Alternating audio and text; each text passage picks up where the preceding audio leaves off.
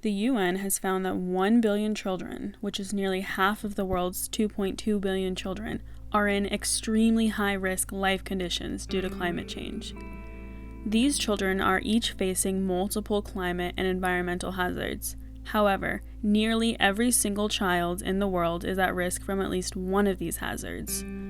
Virtually no child's life will be unaffected, says the executive director of UNICEF, which is the agency that undertook this study. They published the study under the title, "The Climate Crisis is a Child Rights Crisis." This is what they found. 570 million children are highly exposed to coastal or riverine flooding. 400 million children are highly exposed to cyclones. 600 million children are highly exposed to vector-borne diseases. 815 million children are highly exposed to lead pollution. 820 million children are highly exposed to heat waves. 920 million children are highly exposed to water scarcity, and 1 billion children are highly exposed to exceedingly high levels of air pollution. Now, it can be hard to comprehend the gravity of these figures, so let's just look at one. Because of increasing drought, contamination, and other climate-related impacts, 920 million children do not have ready access to clean water for their most basic needs. 920 million children. That's more lives than the entire combined populations of Germany, the US, the UK, Japan, Canada, Italy, France, and Russia.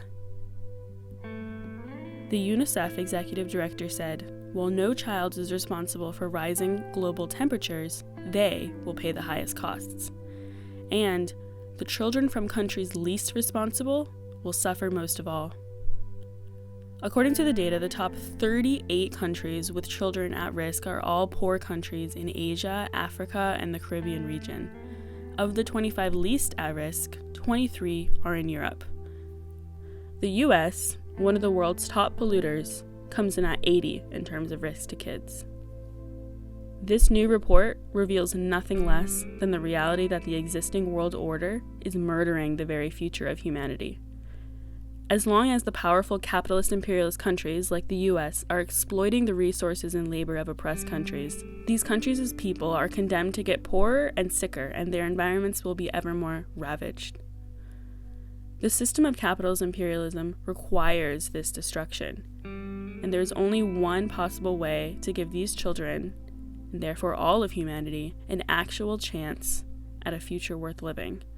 One in which they can become fit caretakers of the environment, to uproot and overthrow this entire system and replace it with a radically different system that works in the interests of all humanity and the planet.